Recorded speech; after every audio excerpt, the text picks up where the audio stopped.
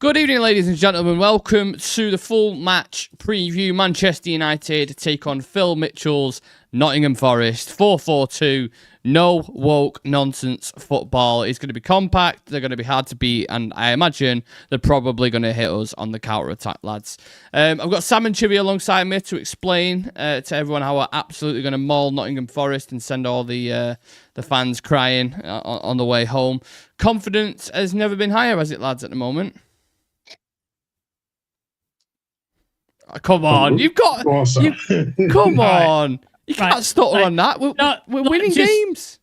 This is what happened. Like, you started slagging Bournemouth off for a long time, and it's become a team that we cannot beat them. Like, it just doesn't happen. And I'm just afraid to step out on a limb again when they've just got a new manager and Sean Dyche is just going to stuff the joint up, and we're just not going to be able to score a goal.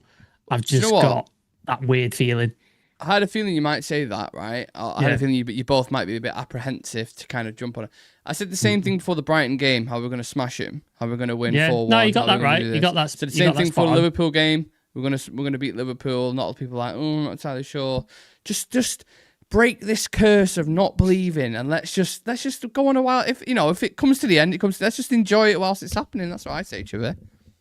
I just don't allow myself to. I get it. To be comfortable. Because we know how the mood changes every time there's a negative result, and then then we'll just go right back. Football now, we're just so reactionary. It just seems to me like, I know, like, the stats, the work we've been putting in, like, it's more than just, it's more than just luck what we're doing now. Like, we're actually putting it together. But I just can't allow myself to get carried away. It's 3 wins on a bounce. 3 wins, like that's what it is. It's but it's not just 3 wins though, because it's the teams that we've beat in that time. Liverpool at Anfield, Brighton as well is like 2 games. We never win those fucking games ever. No, we don't. We don't. But then it's also Forest and it's also Tottenham, and those are games that haven't come easy to us recently. Yeah, like, it's one of them ones. So it's like, I know, like, I'm a little bit optimistic, but then I know how things can turn. Yeah, all of a sudden. You get egg on your face real quick with this club, can't you? Yeah, so that's the thing. I'm happy with what's going on, but I'm just apprehensive still. Yeah, cautiously optimistic. I'm cautiously enjoying it. Sam, what did you like about the Brighton performance then? Because we can only go off our last game. Plenty of goals scored. Yeah, football was decent at times. Yeah, defended well for the majority of it. What was your assessment of that? I liked that we stopped Brighton doing what they do best. Because normally we try and implement a game plan according, and we're just going to do that regardless of what the opposition does. And then when the opposition works it out, we have no plan B, and we just sort of go, well, that didn't work, did it? We stopped Brighton do what they do best, and we pushed them, which is something we don't normally do to other teams. Normally, like I said, we just try and enforce what we're trying to do. So we've had different plans. We had a different plan for Liverpool. We had a different plan for Sunderland. We had a different plan for Brighton. I hope we've got a different plan for Forest, because, again, it's a totally different setup. Like I said, if this was Nuno, we'd have to look and be wary of the counter-attack. If this was Ange, you'd be like, well, he's playing a high line, so we just got to knock it in behind and stuff. With Sean Dyche, he's going to be, like you said, 10 men behind the ball. Chris Wood's probably going to be up on his own somewhere, and they're just going to try and hope to hit him, or on a set piece. That's probably what's going to happen, and it's going to be really, really irritating to try and break this team down. So I'm hoping we can use the good form of, like, Cunha, Mbumo, Shesko, Mount, whoever it is playing, and find a way through them. Because I think if we do find a way through them, we can put them to the sword. But it's getting that initial sort of breaking point. I think that's going to be the struggle. How much will an early goal help here as well, Chivy? Amarim was speaking in his presser about not allowing the fans to get on the back and kind of quieting them down a little bit. Just get a nice early goal, 5-10, and you can set your stall out then and kind of pin them back. Do you think that's how the game's going to go tactically? Maybe like the typical kind of Sean Dyche route? That's a tall order. It's a very tall order. Away from home at Forest, hoping for an early goal. But we've done it before twice already this season, against Chelsea and I think against Liverpool. I think we scored quite early. But it's a tall order, really tall. What I liked about what Amorim said was it's not going to be the same. He alluded to the fact that it won't be the same Man United team. So what he was saying in the presser was like, he's not just playing the same way. He's basically going to set up, to counter what he anticipates Sean Dyche would do at Norwich. At Forest.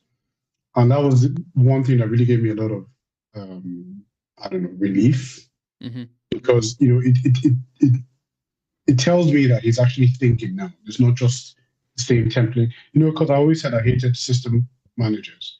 But it tells me that there's a little bit of this thinking behind it now. While watching the opposition, seeing what they're doing, he's adapting. And that's what I love. As far as scoring an early goal, yes, I'll be happy with that. But I'm not sure that's going to happen. Do you sense you feel like it's going to be a bit of a struggle? I think so because I think it's going to be ugly. It's going to be really, really ugly, and I don't think we do well against ugly sides just yet. But then I keep forgetting the fact that we have a brand new attack, which is really, really which makes the difference. Yeah. Now it's not Garnacho and Rashford and all them ones. Yeah, it's exactly different now. Yeah. So there's a little bit of something to be hopeful for, but given what we've seen over the past, it's hard to break from what we've been through. Yeah, it's traumatic. Really. Yeah. I get it. There's underlying tone. There's some PTSD there from previous seasons and games. Yeah. It's going to take a while to kind of get rid of those scars. I thought it was interesting, Sam. A couple months ago, Sean Dyche was on the Overlap and made some comments on Ruben Amorim during kind of the difficult period that he was going through, saying that he thinks he'd be able to get more out of this team with his playing style. But when you hear comments like that and you see how we're playing now, yes, maybe he would have been right in context of him just coming in and just for that period. But is there any longevity in what Sean Dyche does? Do you know what I mean? Well, that was going to be my point until you sort of added that in the end. Like, he's a guy you bring in when you need to steady the ship to stop yourself from going under. That's who he is. That's why he's brought in at Everton. That's why he was brought in at Forest. Like, that's who he is. Like, this is not a manager who you bring in. It's like, right, we're going to build a project. We're going to build something long term. We're going to evolve and continue on. That he isn't that guy. Now, that's not to say that he's not a good manager and he hasn't got his uses, because clearly he has. He did well with Burnley, bringing him up a couple of times. He did decently for Everton, I would say. But I think with the new investment Everton have, the new stadium and stuff, they want to move on to like the next point of their sort of journey. So obviously he wasn't the guy. And I think Forest have realised, obviously there was a fallout between Nuno and the owner.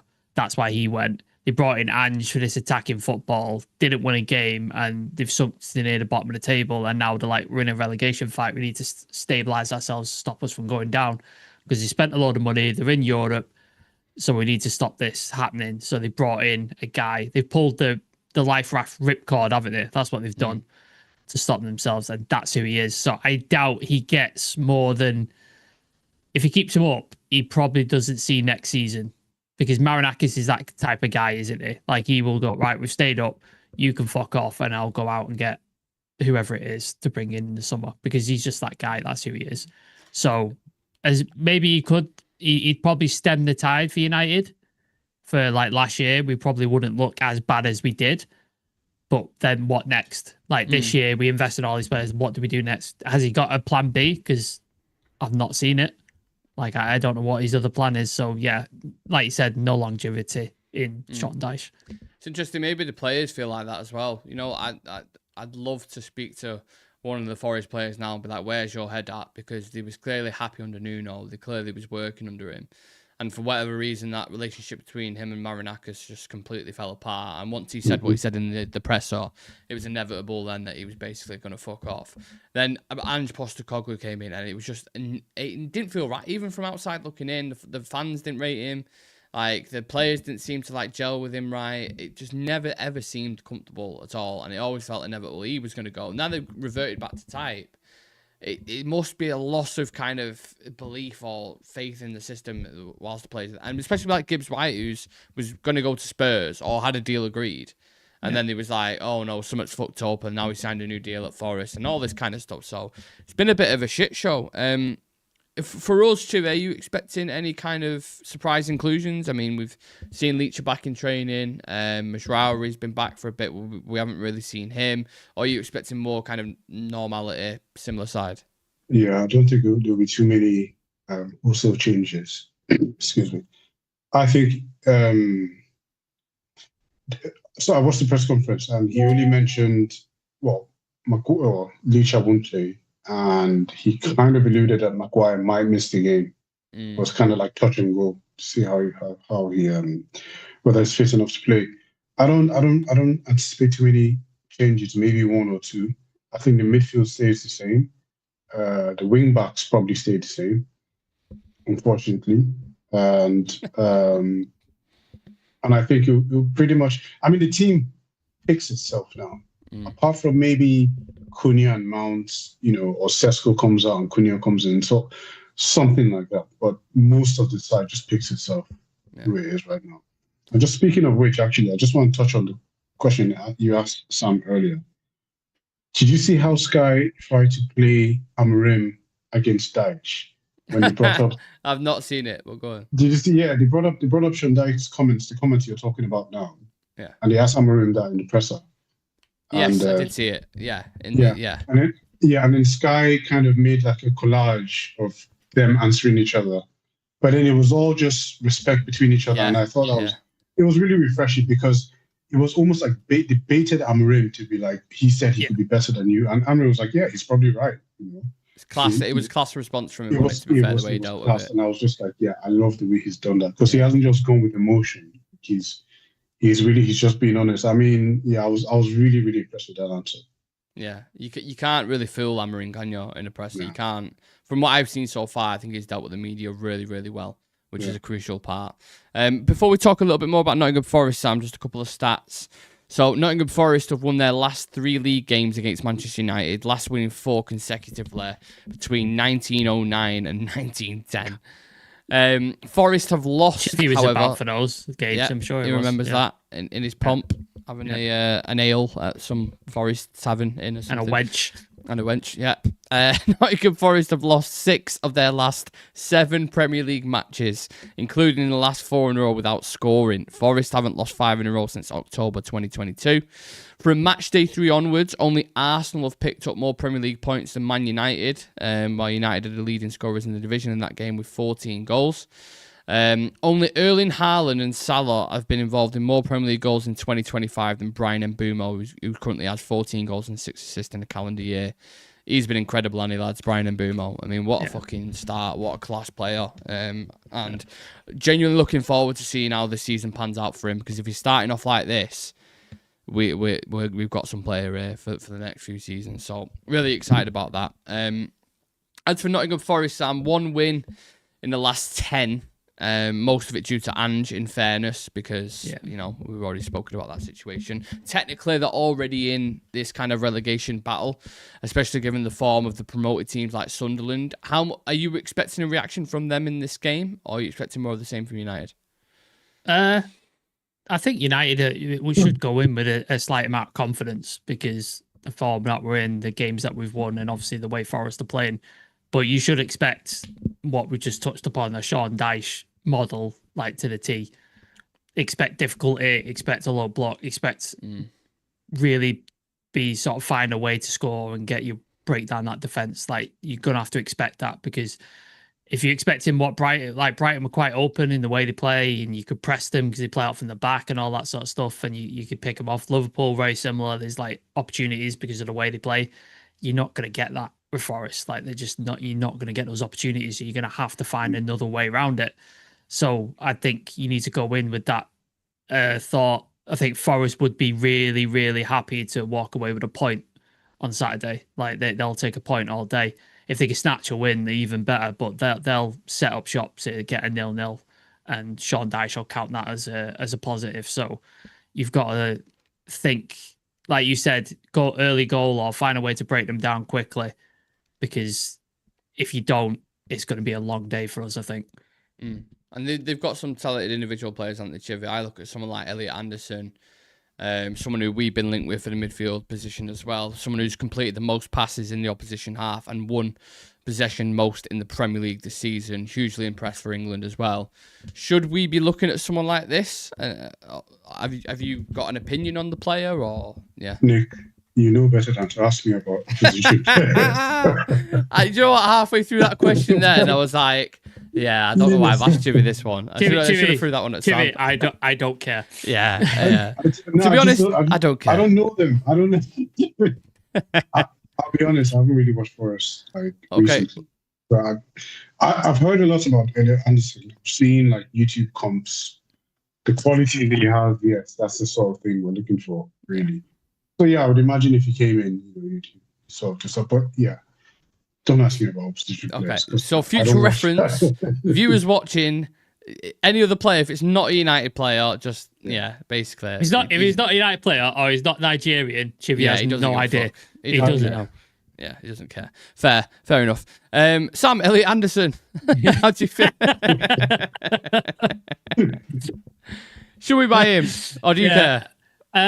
I could do a Chivy here and not answer the question, could I?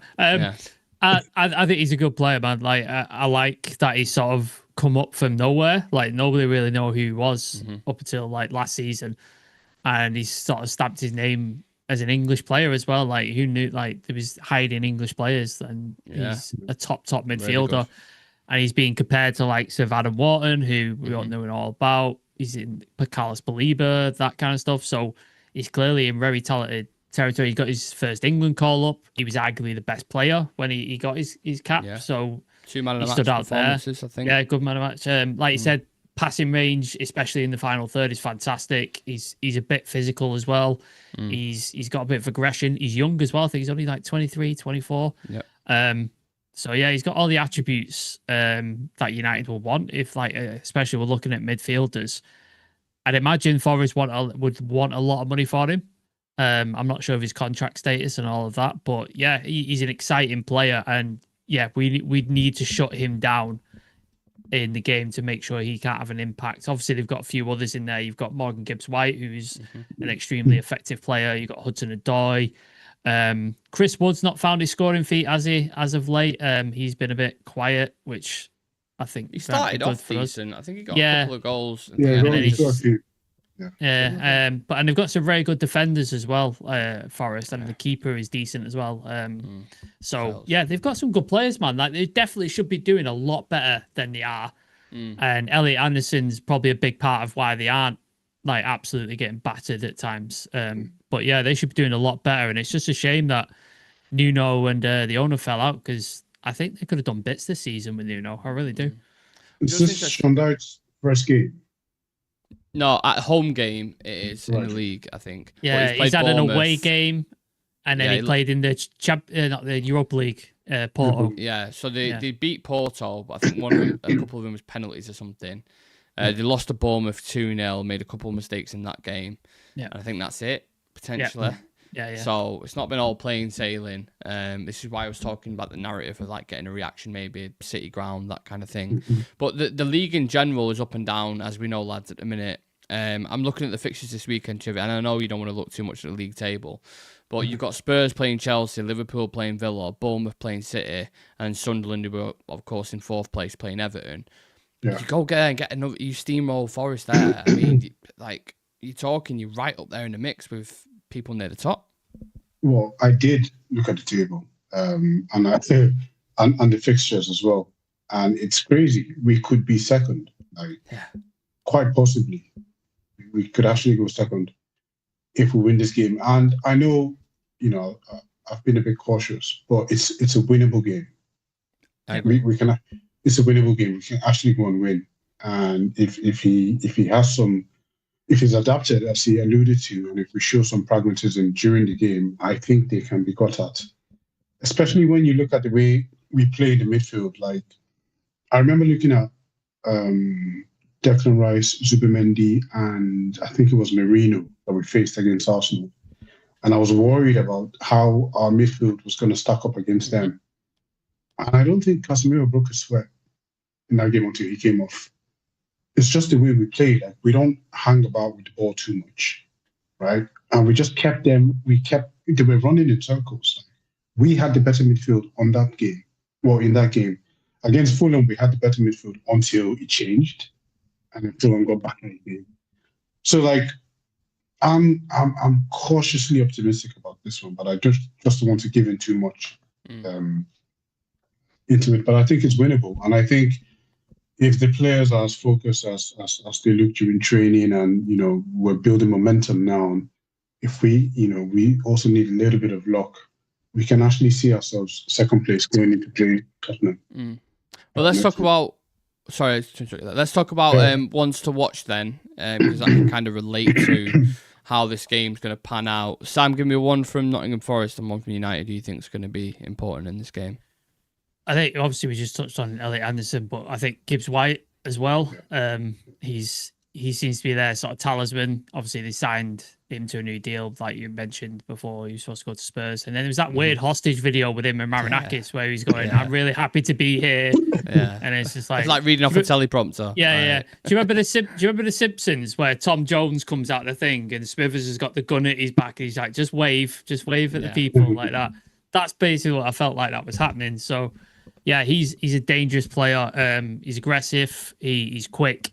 He can score goals. He scores against us. He does. Yeah, well, Onana didn't fucking help, did he? Well, yeah, that was that not goal, helpful. man.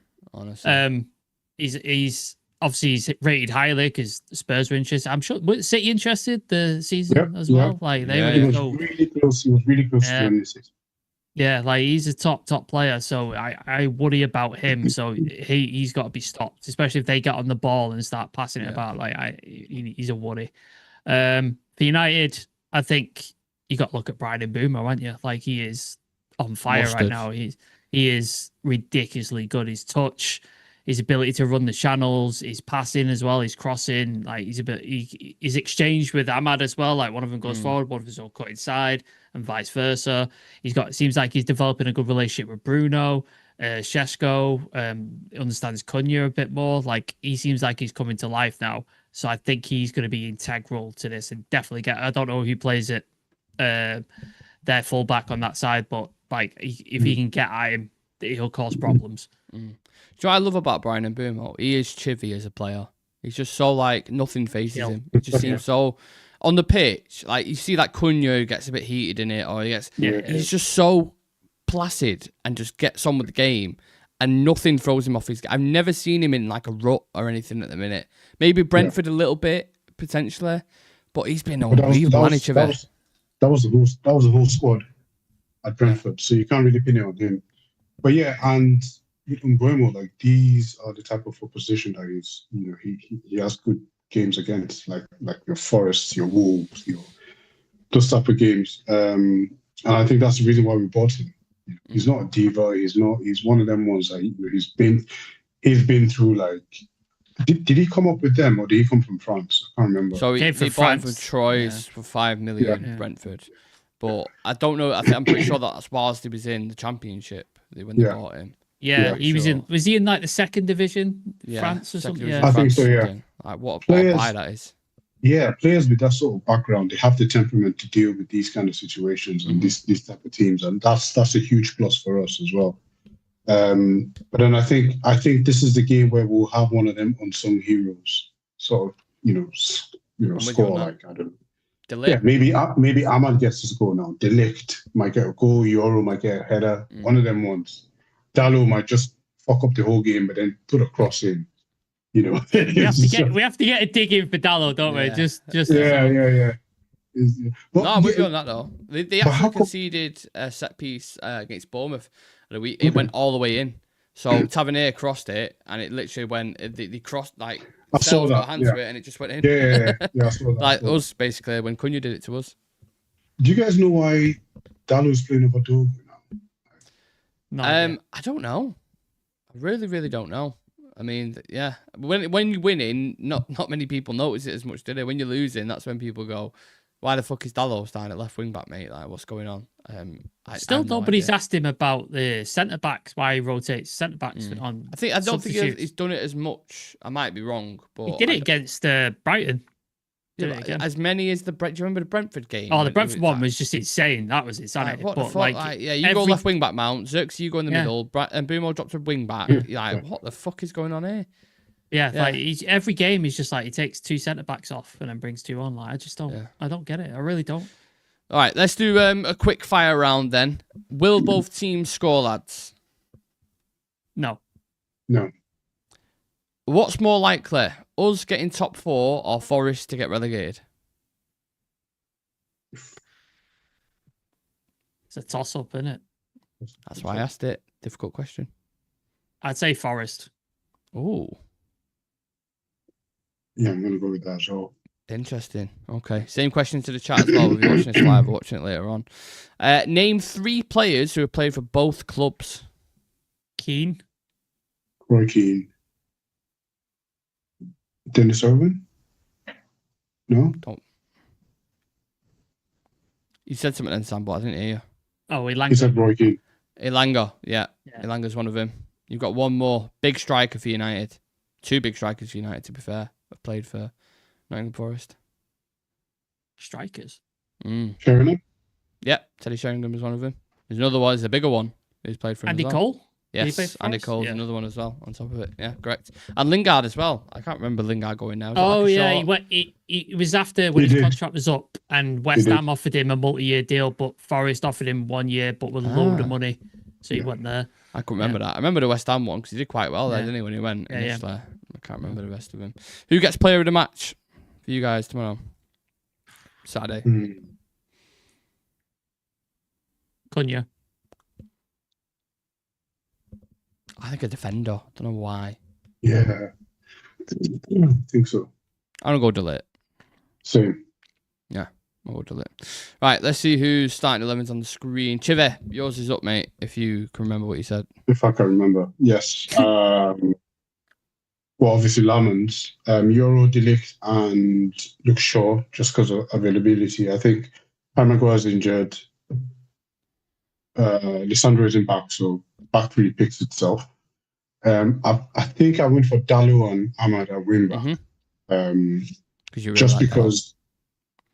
No, because I don't know. I think Because he's a big You know- Gallo fan. that. Yeah. no. When Jordan came in last game against Brighton, like he caused the foul and then that sort of stuff. I think it might count against him with the picking and all that. And I think he might just want to go for a more defensive option.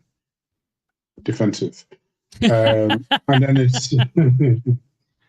it's Bruno and Cass in the middle because that's what we do. And then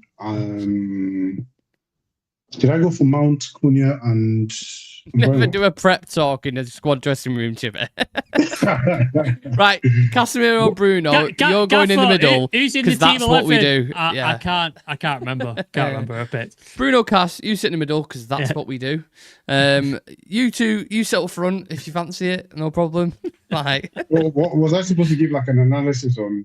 No No, urgency. no. Not I'm no just- sense of like timing. just play it. No, that's it. Like I mean, we don't have squad depth. I think the squad picks itself at this point, and we know Yeah, what everyone does really. And but yeah, front three. Have I got with Cunha, Mbeumo, and Mount? Sheshko. Sheshko. Yeah. There we go. Yeah, I think for that, I think I probably went with Sheshko just for the long ball thing. That's what we've been doing recently. And I can see one of those goals where he heads the ball over for what's his name? For Mbeumo. Mbeumo. Yeah, I can see What's one of his those. name? Our star player of the season. What's What's his name? his name? I think we'll probably do that long ball flick over for what's his name and score. I think Chivy needs to go get tested for dementia. Like Yeah. I think his brain's failing. It's a bad habit I picked from my dad. Like he does all the time. Yeah, I think that's what's going to happen. I think we might want to match the physicality, the height, I agree. that sort of play. So I think that's why we might go for someone like Sesko over Mason Mount. Mm-hmm. Yeah, I'm with you so on glad I'm done with this. that. We got there through it. Like, forget about the troubles in the week with work or anything. It's getting through the starting 11, mate. That's what you want to do. Yeah, we got there. Sam, let's Sam. see if you can get through your 11. So I think I've got exactly the same, but I've got the front three that Chivy thought he picked rather than the three he actually picked. In another live. Yeah. You've gone for his 11. So I've got it for it. Yeah. So I put Mount back in. I just think Amrim loves Mount. Like he adores that guy. Obviously, he had a bit of a knock. He didn't play. He didn't come off the bench against Brighton. So I'm like, maybe he chucks him back in here, which means Sesko drops to the bench and he plays Cunha up top. But I can see Sesko coming off the bench to cause a bit of chaos if we do need a goal or something. So, yeah, I think he'll go with that just for a little bit of a change of pace. But like Chivi said, the rest of the players pick themselves because squad depth isn't that great at the minute. I had a feeling there's going to be like a surprise kind of inclusion in there somewhere, and I couldn't really pick where it was at, so I've gone with Mazraoui. Sometimes he does drop Yoro at that side, there's never ever a reason for it, really. It just seems to do it. So I've got Mazraoui, De Ligt, Shaw, Dorgu, Ahmad, Cass, Bruno, and then I think Sesko will start up top. I don't know, it kind of works both ways, because if you play Cunha in the 9, he's someone who can drop in little pockets and create kind of havoc if you've got a deep line. But then Sesko, equally, if you're going to get him Boom on the right-hand side, putting crosses into the box, or Dallo putting crosses into the box, he's someone who you can target. But Forest defenders are quite good in the air as well, so maybe we'll go with Acuna. I'm not entirely sure, but I want to see Sesko start, man. I want to see him start scoring goals, a few more goals as well, because he's been good in game, but I want to see a bit more. Personally, but I have as well, like Mason Mount as well. Like we look a lot more defensively solid when he plays. Yeah. So I think we might actually start with that, and then maybe go to Sesko later on. But we're just way more compact. He offers a lot more to, especially if you have Dallo and Luke Shaw. The thing with Shaw is like he's there's never an in between with Shaw. He's either really good or he's crap. Yeah. And then when you have somebody like Mason Mount, the work rate, like he just helps. He adds to that. Yeah. So I think, actually thinking about it, I think he might go with Mount over Sesko, which I'm not mad at. I'm not mad at that. No, I'm not. You need to bring him on and put him in the mixer for 25, 30. Yeah. Go for it. Right. Well, with all that being said, just past the 30-minute mark, let's do some score predictions. What are we going with? I feel like we're all going to have a very similar one here. Yeah. 1-0 United. Yeah, same. I was going to go 1, and then I thought, we've been scoring quite a few. We scored 4 against Brighton, scored a couple against Liverpool. I can see us getting a couple against Forest, so I've gone 2-0. Bruno penalty, De Ligt header. I'll go Cunha, gets another goal. Okay. Yeah, are we happy to leave it at that? I thought you was going to give a little prediction there. No. You're just going with the as long as we win. He can't remember any of the players' names, so he's just give it to that guy and score. Yeah, that's my plan. The guy who played in black and yellow. Any of them. Any of them can score. All right, we'll be live for the game on Saturday, people. So please do come and join us for the pre-match build-up. And it is Saturday, right? We're playing them 3 o'clock kickoff. Yeah. Just checking. We will be live on Saturday, pre and post match. We'll also be live again tomorrow, so come and check us out. Check the show that we've just done with Jay Motti on the channel, which is always absolutely hilarious. Somehow end up speaking about Benedict Wong and how he's from Eccles. So end up with a weird conversation. I was also on Paddock last night as well, late night live with Jay, which was a very good show equally. So go check all them out, show some love, leave a like on the video, subscribe, check us out on socials, and me, Sam, and Chive will catch you in the next